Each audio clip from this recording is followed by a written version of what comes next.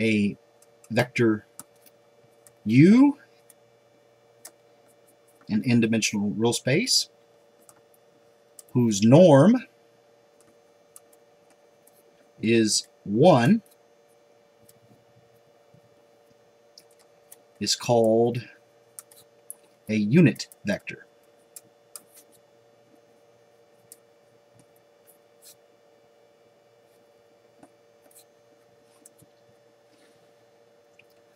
Now we can form a unit vector from any given vector. Let the vector v be in n-dimensional real space. The unit vector u in the direction of the vector v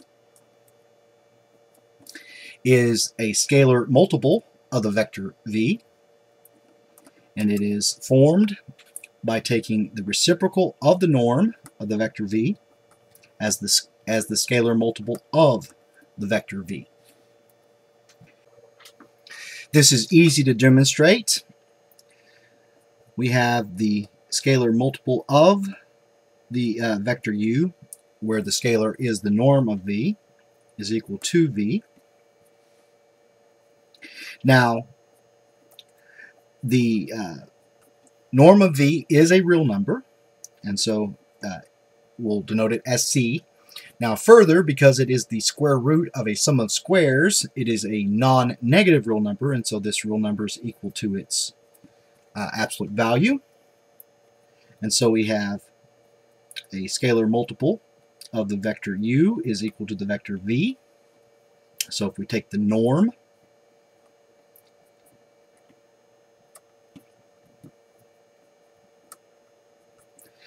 of the scalar multiple is the absolute value of the vector, of the scalar c times the norm of the vector u. And this is equal to the norm of the vector v. So the norm of the vector u is the norm of the vector v divided by the absolute value of the scalar c. Again, the absolute value of the scalar c is the norm of the vector v, so this is the norm of the vector v over the norm of the vector v, which is 1. So it is a unit vector. All right? Okay, so next we'll show that the dot product distributes over a sum or difference of vectors, and we'll state this as a lemma. So let u, v, and w be vectors in n-dimensional real space. Then u dot the vector, which is the sum or difference of the vectors v and w, is the sum or difference of the dot products, that is u dot v plus or minus u dot w. Okay, so proof. We'll use index notation and the Einstein convention. The product, dot product of u with the vector, which is the sum or difference of the vectors v and w, is the sum of products of components, those components being the components in the vector u and the components in the vector, which is the sum or difference of the vectors v and w. Again, by Einstein summation convention, when we see two indices repeated, it is assumed to be a sum over all possible values of that index. Now, the components in the sum or difference of two vectors is the sum or difference of the components, and so we have u sub I times v sub I plus or minus w sub I. We now have all real numbers, and so we can distribute u sub I times v sub I plus or minus u sub I times w sub I. The sum of the product of components in the vector u and the vector v is the dot product of u and v. And the sum of the product of components in the vector u and the vector w is the dot product of the vector u with w. All right, so that completes the proof.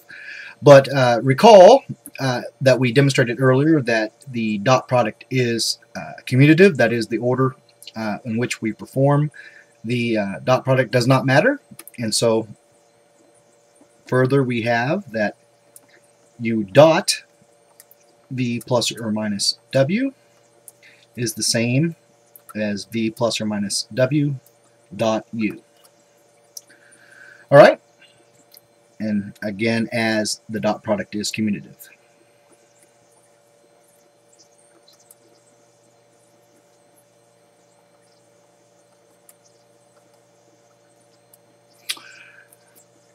Alright,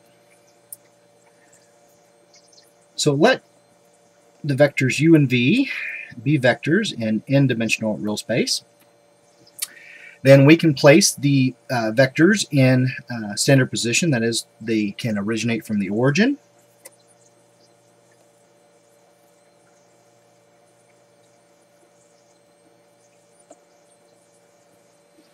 And so the 3 points being the origin, the terminal point of the vector u, and the terminal point of the vector v are 3 points which determine a plane.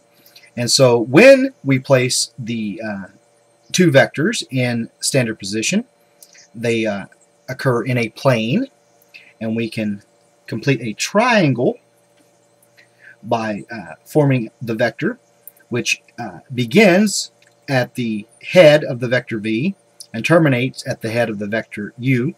Now when u and v are in standard position, then the head of the vector u has the components or the coordinates the same as the components of the vector u, and the same is true for the vector v. And so this vector w, which originates at the head of v and terminates at the head of u, can be expressed as head minus tail, that is, the vector u minus the vector v. All right?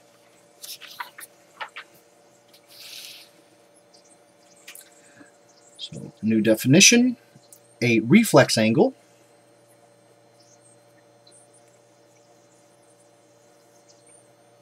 is one whose measure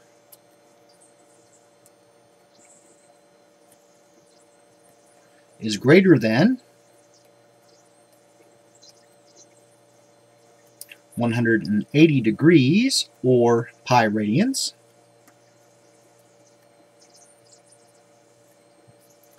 so in our diagram,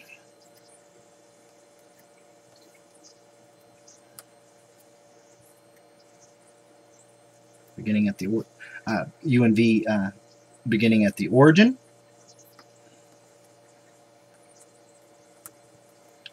there are two angles associated with the vectors u and v. There's the smaller angle that is interior to the triangle that we have formed, and there is the much larger reflex angle.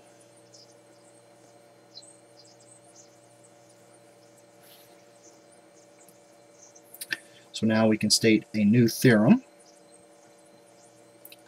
Let the vectors a and b be in n-dimensional real space, and let theta be the non-reflex angle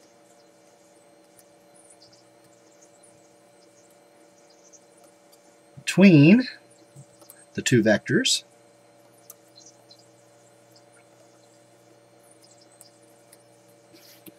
when those vectors are in standard position.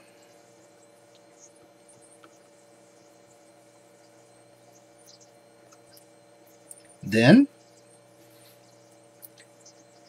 the dot product of a and b is the norm of a times the norm of b times the cosine of that angle theta. So now the proof. Once again, we can begin at the origin.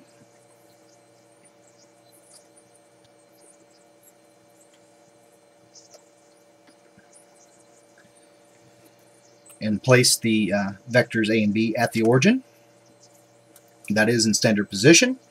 Then we can complete this triangle, in which we'll call this vector c, and this vector is the vector b minus a. So we have a triangle in the plane, and so we can use plane trigonometry to solve this triangle. And in particular, we can use the law of cosines.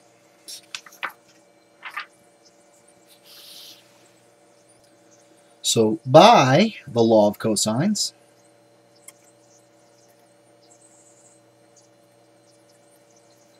we have the norm of c squared, that is the square of the length of the side c, is the norm of a squared plus the norm of b squared minus 2 times the norm of a times the norm of b times cosine of that angle theta between a and b. Now we can compute the square of the norm of c. This is the square of the norm of the vector difference b minus a. Now the square of the norm of a vector is the dot product of that vector with itself, and so we have b minus a dot b minus a. Using the distributive law that we just demonstrated in the previous lemma, we now have b dot b minus 2 times a dot b plus a dot a. We can rearrange this and have a dot a plus b dot b minus 2 times a dot b. Now the dot product of a vector with itself is the square of the norm of that vector.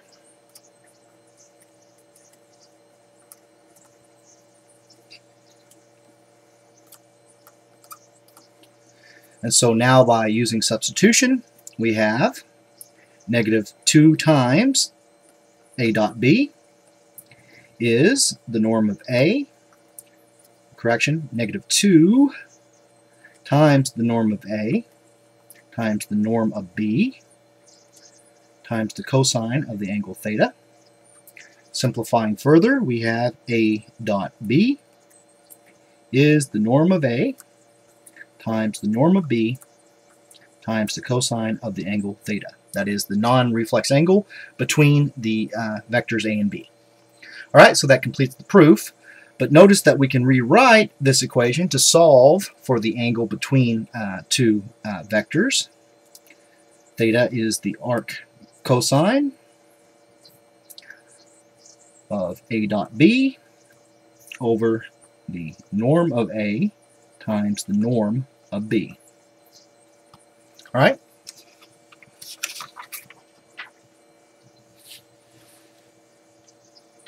So new definition.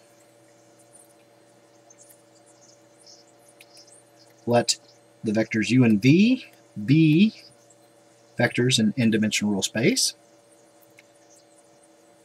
Then the vectors u and v are orthogonal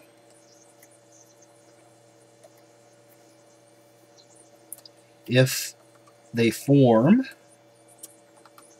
a right angle when they originate from the same point.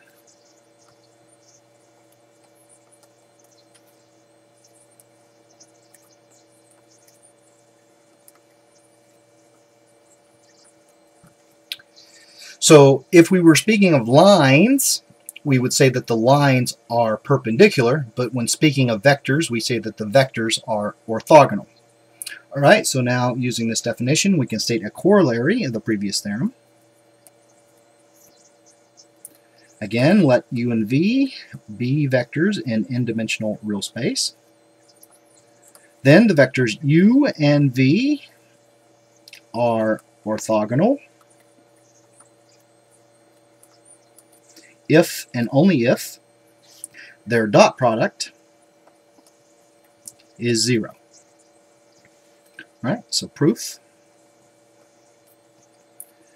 Let u and v be orthogonal. U and v be orthogonal. Then the dot product of u and v, is the norm of u times the norm of v times the cosine of the angle between them as they are orthogonal. This is pi over 2 radians. Cosine of pi over 2 is 0, and so this product is 0, and so the dot product is 0. Conversely, suppose that u dot v is 0, then the angle between u and v, the non-reflex angle between u and v, is the arc cosine of u dot v over the norm of u times the norm of v. The dot product of u and v is 0, and so this expression in the parentheses is 0, and so this is the arc cosine of 0, which gives us pi over 2, or 3 pi over 2. Now, the non-reflex angle in this solution set is the pi over 2 radians, and so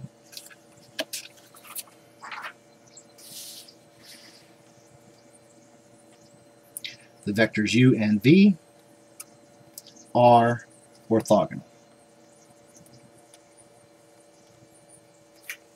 All right, so new definition. Two or more unit vectors which are orthogonal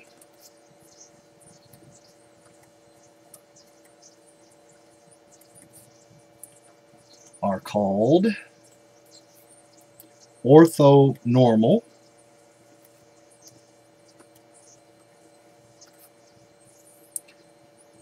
So orthonormal means two things: that the vectors are orthogonal and that their norm is 1. Now, given any two orthogonal vectors, we can form orthonormal vectors. So let u and v, which are vectors in n-dimensional space, be orthogonal.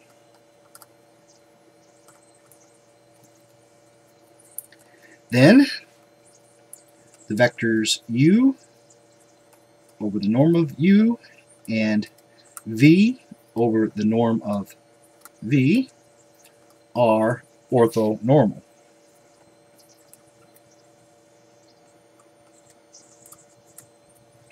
That is, if we have any two orthogonal vectors, we can normalize those vectors and form an orthonormal pair. All right? So next, we'll define a linear combination of vectors. A linear combination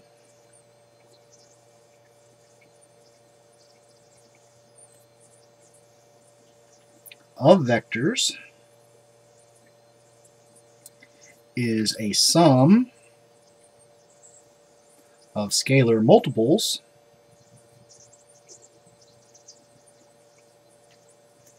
of those vectors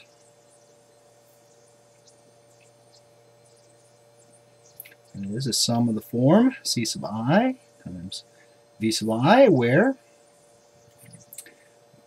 v sub I is a vector and c sub I is a scalar for each index I. All right. So next we will informally introduce a vector space. This is going to be informal in the sense that this is not a complete definition, but it is enough for us to consider the concept of a vector space. So informally, a vector space is a set V of objects called vectors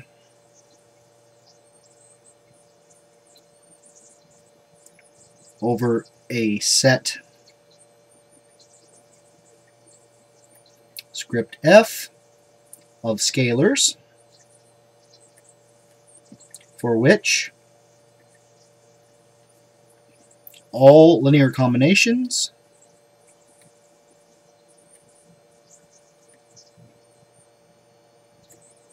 of the vectors is in the set V. All linear combinations are in the set V. That is, A times U plus B times V is in the set V for every pair of objects that we call vectors in the set V, and for every pair of numbers, which we call scalars, in the set script F. Now, fundamentally, mathematics is the study of the abstraction of pattern. And with this introduction to vector spaces, we are abstracting the concept of a n by 1 matrix. That is, we are saying that any object that behaves like an n by 1 matrix is in essence a vector, or can be treated as a vector.